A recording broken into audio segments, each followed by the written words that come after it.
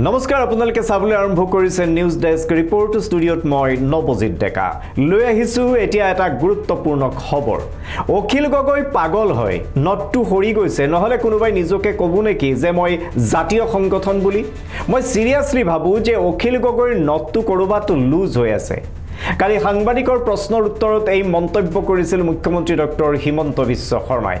আৰু মুখ্যমন্ত্ৰীৰ এই মন্তব্যৰ পিছত এতিয়া গৰজি উঠিছে অখিল গগৈয়ে প্ৰথমতে শুনাবলৈ লৈছো মুখ্যমন্ত্ৰীয়ে কালি সাংবাদিকৰ আগত যি মন্তব্য কৰিছিল সেই বিশেষ মন্তব্য অখিলে কৈছে তেওঁ পকেটত জাতীয় সংগঠন কৰিছে পাগল হয় নটটো খৰি গৈছে বাকি একো কথা নাই নহলে কোনোবাই নিজে ক'ব নেকি যে মই জাতীয় সংগঠন বুলি মই সিৰিয়াসলি ভাবো অখিল গগৈৰ নটটো কবাত লুজ হৈ গৈছে আৰু মুখ্যমন্ত্ৰীৰ এই মন্তব্যৰ পিছতে এতিয়া জাঙুৰ খাই উঠিছে অখিল গগৈ মুখ্যমন্ত্ৰীক এগৰাকী নিম্ন খাপৰ ব্যক্তি বুলি মন্তব্য কৰে বিধায়ক অখিল গগৈয়ে প্ৰতিক্ৰিয়া প্ৰকাশ কৰে যে মুখ্যমন্ত্ৰী এগৰাকী নিম্ন খাপৰ ব্যক্তি আৰু এখন সংবাদমেলত অখিল গগৈয়ে মুখ্যমন্ত্ৰীক এইদৰে সমালোচনা কৰা দেখা পোৱা যায় অখিল গগৈয়ে কয় যে মুখ্যমন্ত্ৰীৰ ওপৰত তেওঁ কেছ ৰুজু কৰিব পাৰে কিন্তু অখিল গগৈয়ে এতিয়া মুখ্যমন্ত্ৰীৰ ওপৰত কেছ ৰুজু কৰিবনে নকৰে হেয়া পৰৱৰ্তী সময়ত লক্ষণীয় হ'ব এতিয়া শুনক অখিল গগৈৰ সেই সংবাদমেলত কোৱা বিশেষ মন্তব্য পৃথিৱীৰ কোনো এজন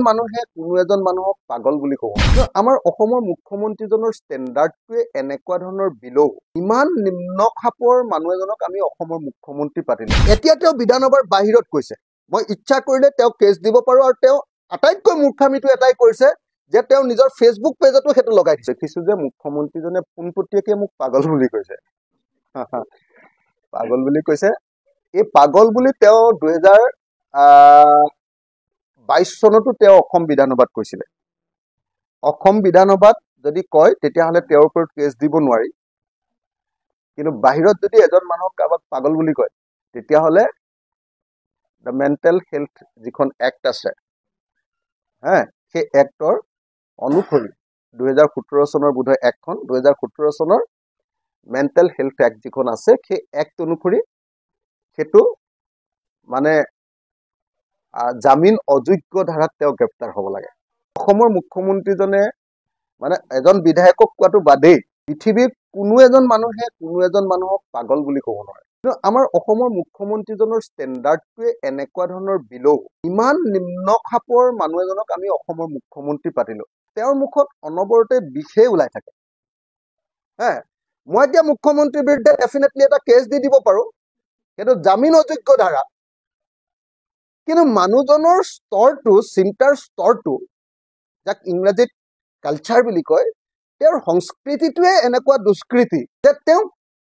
সেই গোচৰটো দিলেও তেওঁ সেই কথাটো বুজি নাপাব তেওঁ বুজিয়ে নাপায় মানে মানুহ এজনক গোচৰ কেলে দিয়া যায় অকল শাস্তি নহয় সংশোধন হ'বৰ কাৰণে কিন্তু অসমৰ মুখ্যমন্ত্ৰীয়ে বিধানসভাত এইটো কথা কৈছিলে বিধানসভাত যিকোনো কথা কৈ দিলেও সেইটোৰ ওপৰত কেছ নহয় আপোনালোকে জানে চাগে এইটো আমাৰ বিধায়কবিলাকৰ বিশেষাধিকাৰ তেওঁ বিধানসভাত কৈ দিছিলে তেতিয়াই মোক কেছ দিবলৈ কৈছিলে মই তেতিয়া কেছ দিব নোৱাৰো কাৰণ তেওঁ বিধানসভাত কৈছিলে মোক এইটো শব্দ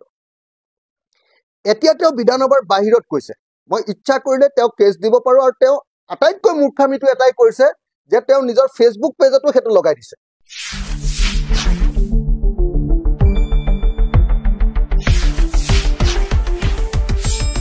শুদ্ধ আৰু বিস্তৃত বাতৰিৰ বাবে চাই থাকক নিউজ ডেস্ক ৰিপৰ্ট